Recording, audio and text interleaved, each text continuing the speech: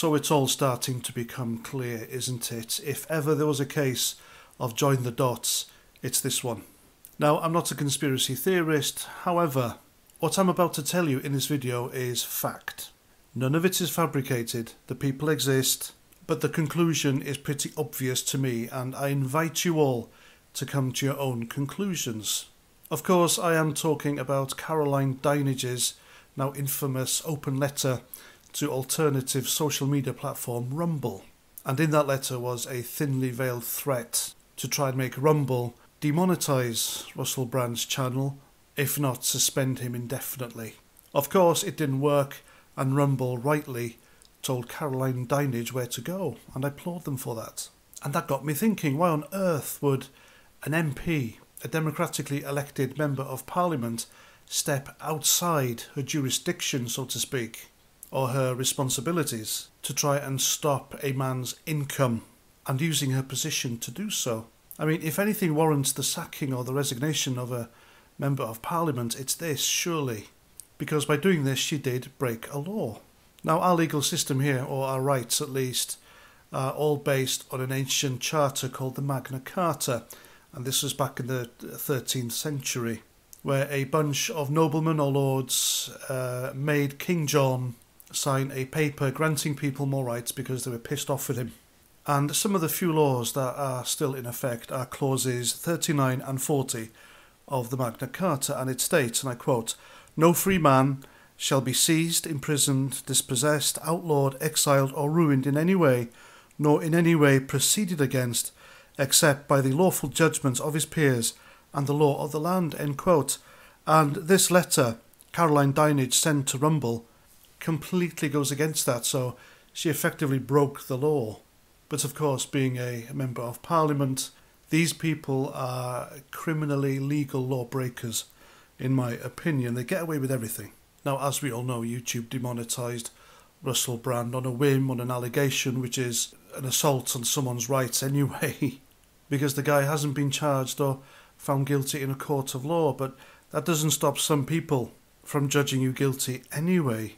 And so we come to Caroline Dinage's relationship with YouTube and Google, because earlier this year, Google and YouTube donated 2 tickets with hospitality and accommodation, which was given to Caroline Dinenage and a guest, and this came to over £3,000 for the Glastonbury Festival.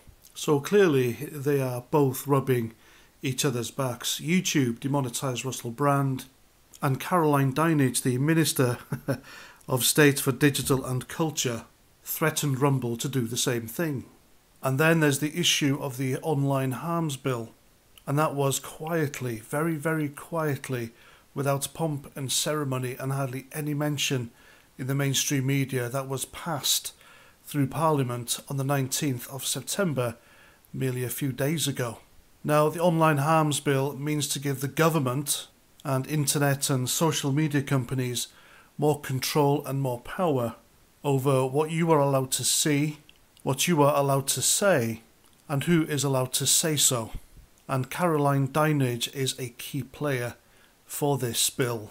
And then we come to the last dot to be connected, Caroline Dinage's husband. Now, she is married to Baron Mark Lancaster, and get this, he was the Deputy Commander of Secret Intelligence 77th Brigade from 2018 to 2020. Now, she was made Minister of Digital and Culture in 2020.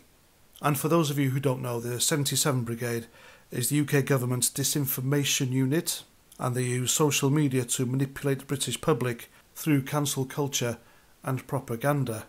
And so you have 3 powerful entities here.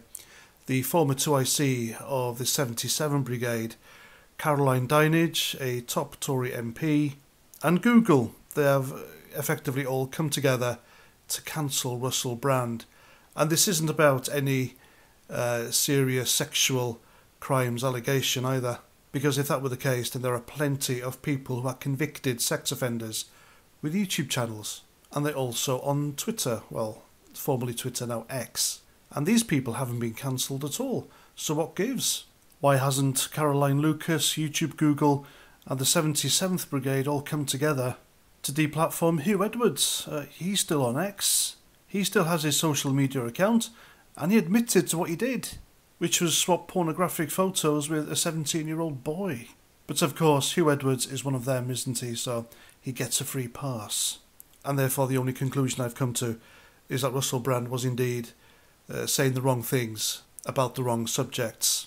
These people had absolutely no problems when he was a notorious womanizer and he treated women like shite back in the day when he was a lefty, and he didn't really speak out against the subjects that people are not allowed to speak against and have to go with the narrative.